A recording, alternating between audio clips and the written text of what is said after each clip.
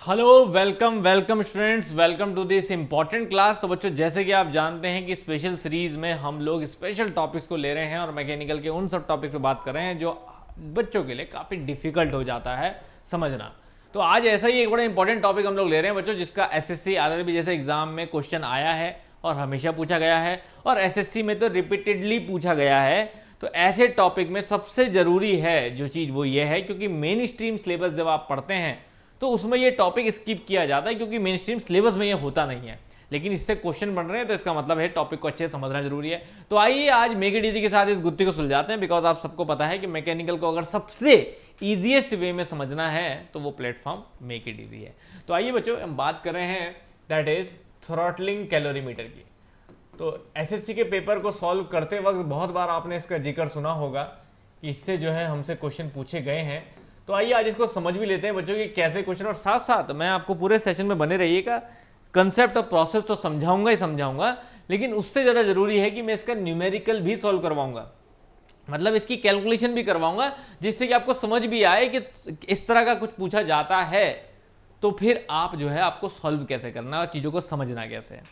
So let's start throttling calorimeter. उससे पहले बच्चों, बिफोर स्टार्ट कुछ बेसिक बेसिक चीज़ें पढ़ लेते हैं। जैसे कि आप जानते हैं कि थ्रॉटलिंग प्रोसेस क्या होती है ना। तो ऐसा तो नहीं है कि कोई बच्चा जिसको थ्रॉटलिंग प्रोसेस क्लियर ना हो। थ्रॉटलिंग प्रोसेस आप सब जानते हैं कि जहां पे प्रेशर का ड्रॉप किया जाता है, प्रेशर ड्रॉप होता है और एंथैल्पी जो है वो सेम रहती है। तो ये आइसेंथैल्पिक प्रोसेस होती है एक तरह से, है ना। थ्रॉटलिंग जो है वो एक आइसेंथैल्पिक प्रोसेस होती है, ये आपको क्लियर है। दूसरा, आपको प्योर सब्सटेंस की कैलकुलेशन बच्चों आनी चाहिए इसको समझने के लिए। मतलब जैसे कि अगर प्योर सब्सटेंस ग्राफ आप जानते हैं, तो प्योर सब्सटेंस ग्राफ में अगर आप सब कूल्ड रीजन में हैं, आप सैचुरेटेड रीजन में हैं, आप वेट रीजन में हैं, आप सुपर हीटेड, ये सैचुरेटेड रीजन में, आप सुपर हीटेड में हैं, तो इन सभी केसेस में आपको पता होना जरूरी है कि एंथैल्पी कैलकुलेट कैसे की जाती है। तो मेरे प्योर सब्सटेंस के सेशन अगर आपने देखे हुए हैं तो बहुत आसानी से आप समझ सकते हैं कि एंथैल्पी कैलकुलेट कैसे की जाती है। कि वेट रीजन में जैसे बना देना equation H1 is equal to HF plus X HFG, तो वो सब क्लियर होना जरूरी है बच्चों कि कैसे ये चीज़ें की जाती हैं। तो अगर ये आपको क्लियर है तो मोस्ट वेलकम, आपका इस सेशन में स्वागत है और आपको मज़ा भी आएगा समझने में और कैलकुलेशन में भी मज़ा आएगा। लेकिन अगर ये क्लियर नहीं है तो मैं कहूँगा पहले प्योर सब्सटेंस में एंथैल्पी कैलकुलेशन को जरूर समझो बच्चों। और अगर आपको लगता है कि नहीं आता सर, हमें पुराने सेशन से भी नहीं समझना है, तो जरूर बताइएगा, मैं आपको फिर समझा दूंगा। क्लियर है? तो कमेंट बॉक्स में देखो बच्चों, कम्युनिकेशन बनाए रखा करो, ठीक है। So let's start. सबसे पहले यहाँ पे बच्चों कैलोरीमीटर, कैलोरीमीटर आपको पता है मेजर करने के लिए यूज किया जाता है। क्या मेजर करने के लिए? अब जब थ्रॉटलिंग कैलोरीमीटर की बात आती है, याद रखिए, तो किसी भी वेट स्टीम का ड्राइनेस फ्रैक्शन हमें कैलकुलेट करने के लिए ये हम यूज करते हैं। तो याद रखिए, इट इज यूज टू, सबसे पहला एमसीक्यू जो कवर होता है वो यही है कि इसका पर्पस क्या है। तो it is used to it is used to measure the dryness fraction, measure the dryness fraction of wet steam, ठीक है, of wet steam, ठीक है। तो सिंपल है, ड्राइनेस फ्रैक्शन को कैलकुलेट करने को ही हम इस तरह के डिवाइसेस का प्रयोग करते हैं। क्योंकि आपको याद होगा जब आप ड्राइनेस फ्रैक्शन बड़े सिंपल तरीके से कैलकुलेट करते हो तो आपको याद होगा कि आप कैसे कैलकुलेट करते हो। तो अगर मैं आपको बताऊं तो you will calculate the dryness fraction always like x is equals to mass of a vapour upon mass of a steam, बोल लो चलो, steam upon steam plus mass of water, है ना। हमेशा ऐसे कैलकुलेट करते हो कि mass of steam upon mass of steam plus mass of water. Clear है? तो इस तरह से आप कैलकुलेट करते हो। लेकिन ये तो आप सिर्फ कैलकुलेट कर रहे हो जब हमें ये सब चीजें पता हो। लेकिन मास of steam, mass of water, ये हमें पता किससे चलेगा? उस डिवाइस को ही बच्चों हम ड्राइनेस, उस डिवाइस को ही हम थ्रॉटलिंग कैलोरीमीटर कहते हैं। समझ रहे ना? तो मेन बात आपको समझने वाली यही है कि ये हम कैलकुलेट तो करते हैं जिसमें मास ऑफ स्टीम लिखा है, लेकिन ये सब कैलकुलेट कहां से होगा? तो ये सब कैलकुलेट बच्चों हमारा इसी तरह के डिवाइसेस से ही होता है। तो आइए इस तरह के डिवाइसेस की वर्किंग को समझते हैं कि थ्रॉटलिंग कैलोरीमीटर काम कैसे करता है। तो ये समझिए कि हमारे पास कोई भी स्टीम है कहीं पर भी अवेलेबल, वेट स्टीम है या किसी भी तरह की स्टीम है, तो मैं एक थोड़ा डायग्राम सा बनाया था, उससे आपको समझ में आ जाएगा। तो उस स्टीम को हम सबसे पहले क्या करते हैं, एक सैम्पलिंग ट्यूब में लेते हैं बच्चों। तो याद रखिए वर्किंग ऑफ थ्रॉटलिंग कैलोरीमीटर, ठीक है। तो वर्किंग में लिखाने नहीं वाला, आपको डायग्राम से समझा दूंगा, उम्मीद है सबको समझ में आ भी जाएगा, ठीक है। बाकी कैलकुलेशन जो इंपॉर्टेंट है वो मैं आपको दिखाऊंगा, ठीक है। तो सबसे पहले क्या करते हैं, जो स्टीम हमें जो भी चेक करनी है, जिसकी ड्रेनेज फ्रैक्शन चेक करनी है, उसको हम एक सैम्पलिंग ट्यूब में लेंगे। तो हम एक सैम्पलिंग ट्यूब बना देते हैं बच्चों। यहाँ पे ये मान लीजिए ये क्या है, हमारी एक सैम्पलिंग ट्यूब है, ठीक है। मैं बना डायग्राम इसलिए नहीं लाता बच्चों, क्योंकि जब मैं आपके सामने बनाऊं तो आपको याद भी हो जाए, तो इसलिए टिके रहिएगा सेशन में अच्छे से। क्लियर है? एक बार बस वॉइस चेक कर लेते हैं, क्योंकि डर यही होता है पूरा सेशन खत्म हो जाए और पता चला वॉइस ही ना आए, है ना। तो ओके है सब, ठीक है। तो सबसे पहले हम एक लेते हैं सैम्पलिंग ट्यूब, वहां पे हम वो स्टीम को एंटर कराएंगे। तो यहाँ पे हमारी क्या जाएगी, एक हाई प्रेशर स्टीम जाएगी, हाई प्रेशर स्टीम, ठीक है। अब यहाँ पे जो प्रेशर है, मान लीजिए P1 प्रेशर है। अब वो स्टीम जो है वो यहाँ पे पाइप के थ्रू जो है वो आगे जाएगी, ट्रांसफर होगी, ठीक है। ये हमारी सैम्पलिंग ट्यूब है, ठीक है। ये तो कंटेनर सा है समझो, सैम्पलिंग ट्यूब इसको दिखा देते हैं अंदर। ये जो मैंने पाइप बनाया ना, this is the sampling tube. तो इस एरो को मैं यहाँ दिखा देता हूँ, बल्कि ये हमारी सैम्पलिंग ट्यूब है। तो हाई कंटेनर है, हाई प्रेशर स्टीम यहाँ हमने भेजा और ये यहाँ पे सैम्पलिंग ट्यूब में एंटर किया। अब ये हमारी सीधा कहाँ जाएगी, थ्रॉटलिंग वॉल्व में। तो हमने एक थ्रॉटल वॉल्व लगाई होगी। थ्रॉटलिंग वॉल्व क्या होती है, थ्रॉटल डिवाइसिंग क्या होता है, थ्रॉटलिंग डिवाइस कोई ऑरिफिस ले लिया है ना, स्मॉल होल, पोरस प्लग, इस टाइप की चीज़ें। तो हम एक तरह का ऑरिफिस जैसा हम यहाँ पे थ्रॉटल वॉल्व ले लेंगे। तो एक थ्रॉटल वॉल्व हम यहाँ पे लगा देते हैं बच्चों, ठीक है। तो इसको मैं थ्रॉटल वॉल्व कह देता हूँ, सिर्फ थ्रॉटलिंग प्रोसेस कराने के लिए, ठीक है। थ्रॉटलिंग के बारे में आप जानते हैं ऑलरेडी, कोई नई चीज़ नहीं है। तो ये हमारे लिए एक थ्रॉटल वॉल्व है, क्लियर है। अब इस थ्रॉटल वॉल्व से हम क्या करेंगे, प्रेशर ड्रॉप कराएंगे और हम यहाँ पे थ्रॉटलिंग प्रोसेस कंडक्ट करवाएंगे। अब ये थ्रॉटल वॉल्व को जो भी है हम इससे इंसर्ट और ओपन करते हैं। यहाँ पे एक हम स्पीयर रॉड टाइप लगाते हैं, इससे हम ओपन क्लोज करते हैं थ्रॉटल वॉल्व को, क्लियर है, समझ आई बात। अब यहाँ से ये ड्रॉप हुआ प्रेशर, और जो जहाँ पे हमने कलेक्ट कर रहे हैं स्टीम, उस टाइप का कंटेनर जो है वो हमने यहाँ कहीं लगा दिया। अब यहाँ पे जो है वो प्रेशर P2 पे स्टीम यहाँ पे आएगी। तो इसको मेज़र करने के लिए यहीं पर हम थर्मोमीटर भी लगा देते हैं। तो ये हमारा एक प्लेटफॉर्म हो गया, जहाँ पे हम जो है वो थर्मोमीटर को भी अटैच कर देते हैं टेम्परेचर मेजरमेंट के लिए, थर्मोमीटर, ठीक है, फॉर योर टेम्परेचर मेजरमेंट। तो यहाँ पे हम टेम्परेचर मेजरमेंट करेंगे कि जो आए हैं यहाँ पे थ्रॉटलिंग के बाद वो हमारी कैसी है, ठीक है। उसके बाद यहीं से जो है हमारी स्टीम जो है वो एग्जॉस्ट हो जाएगी। तो दिस इज अवर एग्जॉस्ट। तो ये सिंपल सा डिवाइस है बच्चों। तो अब कहने की बात यह है कि जो यहाँ से प्रेशर ड्रॉप होके आया होगा, ये समझ लीजिए P2 प्रेशर पे प्रेशर ड्रॉप होके आया होगा P1 से P2, यहाँ पे जो स्टीम आएगी इसी का ड्रेनेज फ्रैक्शन बच्चों हमें कैलकुलेट करना है। जो हमारी स्टीम है इसी का ड्रेनेज फ्रैक्शन हमें कैलकुलेट करना है, ठीक है। तो अब यहाँ पे मेन बात आती है कि कैलकुलेट कैसे करना है। थ्रॉटलिंग डिवाइस याद रखिए, आप थ्रॉटल वॉल्व को आप ऑरिफिस ले सकते हैं। तो देखो डायग्रामेटिकली प्रोसेस को समझना बहुत आसान है बच्चों, कोई मुश्किल नहीं है। कि आपने क्या करना है, जो भी आपकी वेट स्टीम है वो यहाँ से एंटर करी, ठीक है, यहाँ से एंटर करी, थ्रॉटल हुई, थ्रॉटल होके प्रेशर ड्रॉप हुआ और ड्रॉप होके यहाँ आ गई, बस खत्म, सिंपल, यही आपकी प्रोसेस है, क्लियर है। अब यहाँ पे कैलकुलेशन को समझिए आप। इस कैलकुलेशन को समझने के लिए मैं आपको ज़्यादा बेहतर है कि एक HS डायग्राम भी बताता हूँ, ठीक है। अब कैलकुलेशन ऑफ ड्रेनेज फ्रैक्शन समझिएगा। अब ये बड़ा इंपॉर्टेंट पार्ट है बच्चों, इसको ध्यान समझिए। मेन प्रोसेस में कुछ खास नहीं था। कैलकुलेशन ऑफ आपका ड्रेनेज फ्रैक्शन, कैसे कैलकुलेशन की जाती है इसको समझिए। तो इसको सिंपली क्या है मैं आपको समझाता हूँ किसी HS डायग्राम से, क्योंकि उसमें एंथैल्पी आ जाएगी ना। तो ज़्यादा बेहतर है कि आप HS डायग्राम समझें कि ये प्रोसेस में हुआ क्या है। SH, ठीक है, क्लियर है।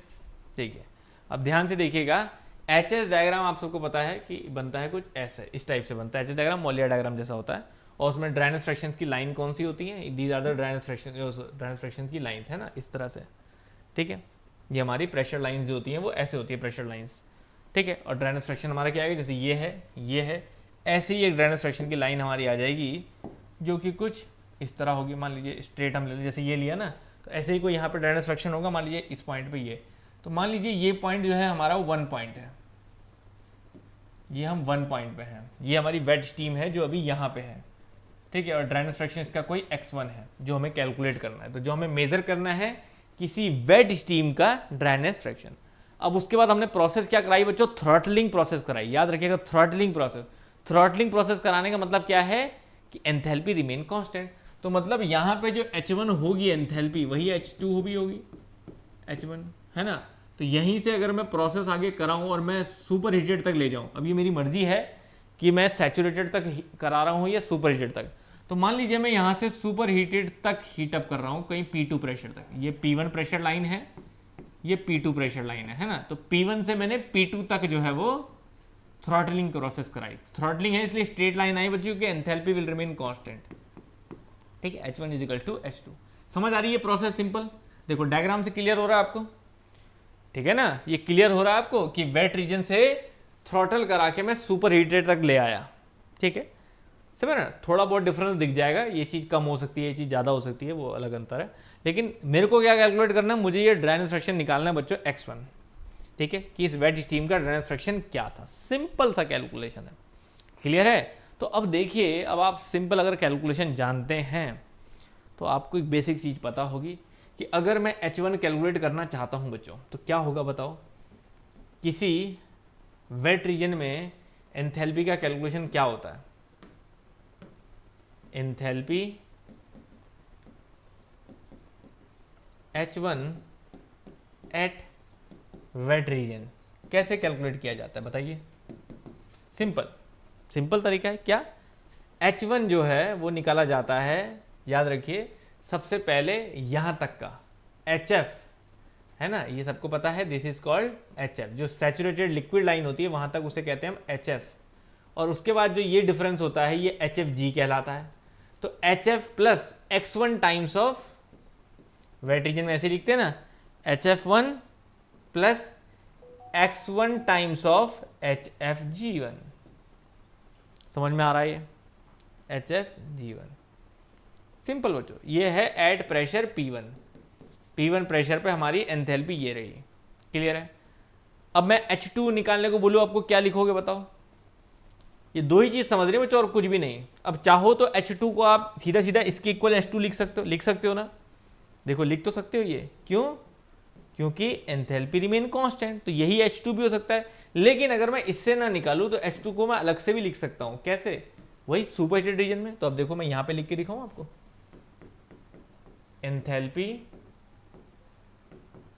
एंथैल्पी या नीचे लिख दूं, मतलब नीचे लिख देता हूं है ना, थोड़ा जगह बचेगी तो और कैलकुलेशन कर सकता हूं मैं यहाँ पे ना। देखिए बच्चों, अब मैं यहाँ पे लिख के दिखाऊं आपको, ध्यान से समझिएगा प्लीज, बच्चा वही बोर होगा जो ये चीजों का बेसिक नहीं जानता है, तो इसलिए मैंने पहले ही बोला था कि बेसिक पढ़ के ही इस सेशन को एंजॉय करना।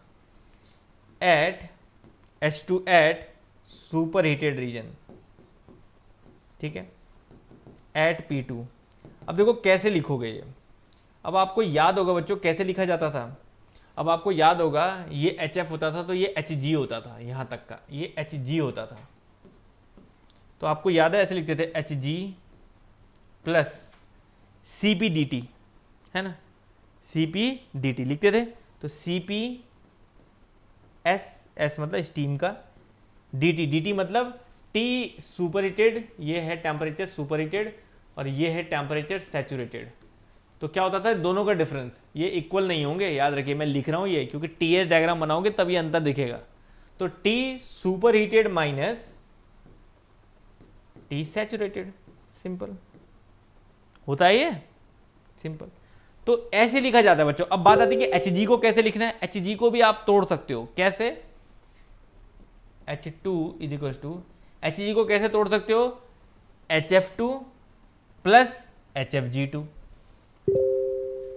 क्योंकि लेटेंट हीट तो पूरी आएगी ना HFG, तो HF2 plus HFG2 plus CPS T saturated minus T super heated अब जिन बच्चों को नहीं समझ में आ रहा हूँ मैं सुपर हीटेड का बता देता हूँ दोबारा से कैलकुलेशन, क्योंकि कई बच्चे हैं हमारे यहाँ जो रिवीजन नहीं करते हैं ज़्यादा, तो उनको दिक्कत आ रही होगी कि अरे सर क्या लिख रहे हो, कैसे लिख रहे हो, समझ नहीं आ रहा। तो this is equation number 1, this is equation number 2, बस। अब देखो जिनको इक्वेशन नंबर 2 लिखनी नहीं आई है उनको एक बार दोबारा बताता हूँ मैं कैसे लिखनी है, उनको एक बार दोबारा बताता हूँ मैं, ध्यान से देखिएगा, ठीक है। जिनको लिखनी नहीं आई है उनको मैं यहाँ पे थोड़ा सा इधर ही समझा देता हूँ, बेसिक्स पे। देखो देखो जिनको लिखने नहीं आया वो ये समझो कि जब हम कोई टीएस डायग्राम बनाते थे, याद होगा आपको टीएस डायग्राम, तो ये होता था। अब मैं कहीं सुपर हीटेड रीजन में मेरा पॉइंट होता था कैलकुलेशन, तो ऐसा होता था। अब आपको याद होगा कि ये क्या होता था, ये होता था HF, ये होता था HFG, और ये होता था HG, ठीक है। अब देखो, अब आप मुझे सिंपल बताओ कि अगर मैं कल के दिन पे इसको 0.2 कहता हूँ और आपको कहता हूँ H2 निकालो, तो H2 क्या होगा? देखो यहाँ से यहाँ तक का डिस्टेंस होगा ना, ये पूरा H2 कहलाएगा नहीं कहलाएगा? H2 कहलाएगा। तो उसमें देखो क्या हुआ, Hg प्लस दिस रीजन, ये एंथैल्पी DH, और ये क्या होता था CpDT, ठीक है ना। तो DH is equals to CpT super heated minus T saturation. तो अब अगर कल के दिन पे मैं H2 लिखना चाहूं तो कैसे लिखूंगा? H2 is equals to Hg plus ये वाला CpT super heated minus T saturation. अब अगर मैं चाहूं Hg को भी खोलना तो क्या खोलूंगा? देखो Hg is equals to HF plus HFG, बस 2 और आ जाएगा। तो मैंने क्या लिख दिया, HF2 plus HFG2 plus CpST super heated minus T। तो यही तो लिखा है वो पीछे में आगे मैंने, समझे बच्चों कैसे लिखी है? आधे बच्चों को यही इक्वेशन लिखनी नहीं आती कि कैसे लिखा है। तो अब आप डायग्राम से समझ सकते हो। तो मैंने क्या बताया आपको, enthalpy at super heated region कैसे कैलकुलेट की जाती है, मैंने वो बताया। इसलिए मैंने कहा कि बच्चों बेसिक्स बहुत जरूरी है। बेसिक्स क्लियर है तो ये टॉपिक सब हलवा है। ये आज तक इसलिए समझ नहीं आया क्योंकि आप लोग बेसिक्स पे ध्यान नहीं देते, ठीक है ना। तो अब ये समझ गए दोनों कैसे है। अब आप सिंपल समझिए, हमें क्या निकालना है, x1 निकालना है, ड्राइनेज फ्रैक्शन ना। तो करना क्या होगा बच्चे, करना ये होगा कि दोनों इक्वेशन को आप इक्वेट कर दीजिए, ठीक है। अब आपके पास देखो दो ऑप्शन है, आप या तो यहां से निकाल दीजिए या फिर दोनों को इक्वेट करके निकाल दीजिए, आपके पास आंसर आ जाएगा। तो अब मर्जी है बच्चों ड्राइनेज फ्रैक्शन आपको कैसे निकालना है, या तो इन दोनों इक्वेशन को इक्वेट करो क्योंकि you know that throttling process है, आप H1 is equals to H2 करके भी निकाल सकते हैं, सिंपल कैलकुलेशन, ठीक है ना। या तो तरीका ये है, या फिर आप सिंपल H1 से भी चाहे तो निकाल सकते हैं, H1 माइनस HF1 और HFG, इस टाइप से भी ये भी आप कैलकुलेट कर सकते हैं। क्लियर है? तो इसके हिसाब से अब आप कैलकुलेशन जो है वो सीख जाइए कि x1 कैसे निकालना है, ठीक है ना। तो वहां से आपका x1 ड्राइनेज फ्रैक्शन आ जाएगा। अब देखो ज़्यादा अच्छा है कि ड्राइनेज फ्रैक्शन को निकालना कैसे सीखें, ठीक है। वो कैसे सीखें तो उसके लिए एक न्यूमेरिकल कर लेते हैं और अच्छे समझ में आ जाएगा, ठीक है ना। मैंने तो सिंपल यहाँ पे, मैं कोई फॉर्मूला नहीं दे रहा हूँ क्योंकि फॉर्मूला नहीं याद रखना है इसका कोई, इसलिए मैं फॉर्मूला नहीं दे रहा हूँ। बुक अगर आप खोलोगे तो बुक में फॉर्मूले दिया होगा, लेकिन फॉर्मूले से दिक्कत क्या आती है कि आप ये नहीं समझ पाते कि क्या 2 क्या 1, ये कंफ्यूजन होता है। मैं आपको न्यूमेरिकल कराता हूँ, देखो आपको न्यूमेरिकल से समझ में आ जाएगा, ठीक है। क्लियर है? तो आइए न्यूमेरिकल करते हैं। देखिए एक न्यूमेरिकल दिया है, a throttling calorimeter is used to measure the drainage fraction of the steam in the steam main which has steam flowing at a pressure of 8 bar, ठीक है।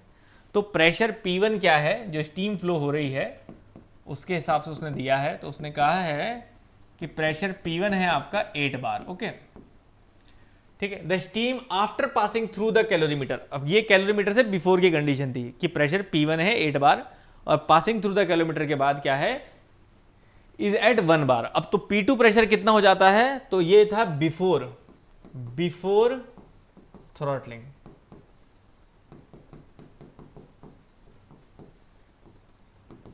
ठीक है। कैलोरीमीटर से पहले प्रेशर इतना था, फिर कैलोरीमीटर में थ्रॉटलिंग के बाद प्रेशर 1 बार हो गया, ठीक है। तो ये क्या हो गया, आफ्टर, देखो कितने अच्छे से क्लियर हो रही है चीज़ें कि न्यूमेरिकल में पूरा पूरा कंसेप्ट आपको समझ में आ रहा होगा, इससे बेहतर कुछ नहीं है बच्चों। क्लियर है? ठीक, समझ गए दोनों कंडीशन। अब उसने क्या बोला कि calculate calorimeter is at 1 bar pressure and 115 degree Celsius, degree है ऊपर आएगा ये डिग्री सेल्सियस, तो टेम्परेचर भी दिया है, मतलब यहाँ पे जो सुपर हीटेड का टेम्परेचर है T2 वो उसने दिया है। ठीक है, कितना कि भैया थ्रॉटलिंग से करने के बाद ये 115 डिग्री सेल्सियस हो जाता है। कोई कंफ्यूजन किसी को नहीं। तो अब आपको पता है केल्विन में क्या हो जाएगा, 273 ऐड करोगे तो 388 केल्विन हो जाएगा ये। क्लियर है? नाउ अब क्या बोल रहा है, calculate the dryness fraction of the system, system की steam, calculate dryness fraction of the system, बोलो स्टीम बोलो एक ही बात है, स्टीम ही होगा, सिस्टम नहीं है, steam in the main take CPS, CPS की वैल्यू दे रखी है जो आपकी यूज होगी। अब देखो सिंपल, x1 निकालने को कह रहा है बच्चों, आपको x1 निकालने को कह रहा है, यहाँ पे x1 कैलकुलेट करिए क्या होगा ड्राइनेस फ्रैक्शन। कैसे करोगे, तो अभी बताया ना मैंने कैसे करोगे, आपको कुछ नहीं करना बच्चों। देखिए स्टीम की स्टैंडर्ड वैल्यूज HF1 ये सब आपको स्टीम टेबल से मिलेगी। अगर न्यूमेरिकल आएगा आपके पास पेपर में तो आपको स्टीम टेबल की जगह पे यहीं पर लिखी हुई आएगी ब्रैकेट में वैल्यू। ठीक है ना, तो आया है ऐसा पेपर में क्वेश्चन, सिंपल है, तो टेंशन ना लीजिएगा। ठीक है, तो आपको पता है थ्रॉटलिंग प्रोसेस है, आप वही करिए जो मैंने सिखाया आपको अभी। क्या थ्रॉटलिंग प्रोसेस है, तो आपको पता है H1 = H2 होना चाहिए, है ना, ये सबको पता है। तो H1 क्या होता है बताइए, H1 अभी आपने लिखा HF1 + X1 HFG1। अब देखो अगर मैं कोई एक फॉर्मूला बताता तो आप कंफ्यूज हो जाते क्या लगाऊं, ठीक है, लेकिन यहाँ पे कंफ्यूज होने की जरूरत नहीं है। ठीक है, अब इधर आ जाओ, H2 क्या बताया मैंने, HF2 + HFG2 + CPS T super heated - T saturated. बताया नहीं बताया, ये पीछे देखो यही बताया मैंने, H1 ये H2 ये है, मैंने कहा दोनों को इक्वेट करना, X1 आ जाएगा, इक्वेट करना और X1 कैलकुलेट करना, यही हम करेंगे यहाँ पे। देखो अब ये सब कुछ दिया है क्या मुझे, बिल्कुल दिया होगा बच्चे, बिल्कुल दिया होगा, जो नहीं दिया है वो समझो देगा वो। ठीक है, जो नहीं दिया है वो आपको देगा वो वैल्यू, तो इसलिए कंफ्यूज मत होना वैल्यू को लेके कि अरे सर क्या करेंगे क्या नहीं। क्लियर है, समझ में आ रही है बात? ठीक है, तो अब हम कैसे कैलकुलेट करेंगे यहाँ पे, अब ये सब स्टीम टेबल से वैल्यू आपको मिलेगी बच्चों। ठीक है, इसलिए टेंशन मत लीजिएगा कि ये वैल्यू कहाँ से आएंगी, और अगर नहीं आएंगी तो फिर ये वैल्यू यहाँ पे ब्रैकेट में देगा लिख के। क्लियर है, तो 1 बार प्रेशर, क्योंकि 8 बार प्रेशर पे HF1 की वैल्यू क्या होती है, HFG1 की वैल्यू क्या होती है, ये सब वो देगा। तो इसको हम पुट कर देते हैं बाय स्टीम टेबल। ठीक है, 1 बार पे क्या क्या प्रेशर है, तो ये वैल्यू मैं बता देता हूं आपको डायरेक्ट, 720.9। ठीक है, प्लस X1 HFG1 की वैल्यू है 2046.5, 2046.5 = HF2 की वैल्यू। अब देखो सिर्फ प्रेशर चेंज होगा, 1 बार पे HF की वैल्यू, तो 1 बार पे HF की वैल्यू जो है वो आती है दैट इज 417.5, 417.5 प्लस HFG2 की वैल्यू वो है हमारे पास दैट इज 2257.9, तो वैल्यू पुट करनी है 2257.9, ये सब स्टीम टेबल से आ रहा है। ठीक है, प्लस CPS की वैल्यू देखो उसने दी थी आपको, CPS की वैल्यू ये 2.1 दी है ना, तो इसको आप ले लीजिए 2.1 को ऐसे कैसे 2.1, और टेम्परेचर जो है आपको T सुपर हीटेड पता है 388 केल्विन। ठीक है, अब सैचुरेटेड टेम्परेचर निकाल लीजिए, 1 बार पर सैचुरेटेड टेम्परेचर क्या होगा, तो याद रखिए saturated temperature at 1 bar, T saturated temperature at 1 bar pressure पे कितना होगा, तो ये होता है बच्चों, ये भी सब स्टीम टेबल से मिल जाता है आपको, दैट इज 99.6 डिग्री सेल्सियस। तो इसको भी केल्विन में कन्वर्ट कर दीजिए, हो जाएगा 372 केल्विन। ठीक है, 372.6 केल्विन, बस ये भी पुट कर दीजिए 372.6 केल्विन। बस अब बचा क्या बच्चों, X1 निकाल दो यहाँ से, देखो सब कुछ है, ये सारा वैल्यू आपको या तो गिवन देगा या स्टीम टेबल से निकालने को बोलेगा। अब यहाँ से आप X1 निकाल लेंगे अपना कैलकुलेशन, बस। तो इसलिए कोई फॉर्मूला नहीं याद रखना बच्चों, बस मेथड समझो कि आपको ये इक्वेशन लिखना आता हो, बस दैट्स इट, इसको समझिए, बस ये लिखना आता हो, बाकी सब आपको देगा वो। क्लियर है, बस अब इसे कैलकुलेट कर लो, ये आएगा आपका पूरा सॉल्व करके 0.97 and that is the answer. तो ऐसे ही बच्चों किसी भी थ्रॉटलिंग कैलोरीमीटर से हम इसी तरह से जो है वो प्रेशर को ड्रॉप करके ड्राइनेस फ्रैक्शन कैलकुलेट कर लेते हैं, यही थ्रॉटलिंग कैलोरीमीटर का पर्पस है। अब अगर एक बारी में समझ नहीं आया तो प्लीज़ एक बारी और देखिएगा, और अगर इसके बाद भी समझ नहीं आया तो एक और वीडियो इसके बाद आप देख सकते हैं, क्योंकि हमारे पास और भी कैलोरीमीटर होते हैं। आपको याद होगा पेपर में एक कैलोरीमीटर का नाम और आया था, सेपरेटिंग कैलोरीमीटर, है ना। तो अब अगला वीडियो अगर आप देखना चाहते हैं तो प्लीज़ कमेंट बॉक्स में जरूर लिखिए। अगला वीडियो आएगा combined separating and throttling calorimeter combined कैसे काम करते हैं। और फिर याद रखिए आपको पेपर में क्वेश्चन आ चुका है ऑलरेडी कि कंबाइंड वाला जो होता है थ्रॉटलिंग और सेपरेटिंग, इन दोनों की ड्राइनेज फ्रैक्शन को अलग अलग कैलकुलेट करना भी आना चाहिए, और कंबाइंड कैलकुलेशन में ड्राइनेज फ्रैक्शन क्या निकल के आता है वो भी आना चाहिए। तो thank you very much guys. अगर इन सब सेशंस में आपको मजा आ रहा है तो प्लीज कमेंट बॉक्स में जरूर लिखिए, क्योंकि उसी फीडबैक के बेसिस पे ही सेशंस आगे बनते जाएंगे। Thank you very much.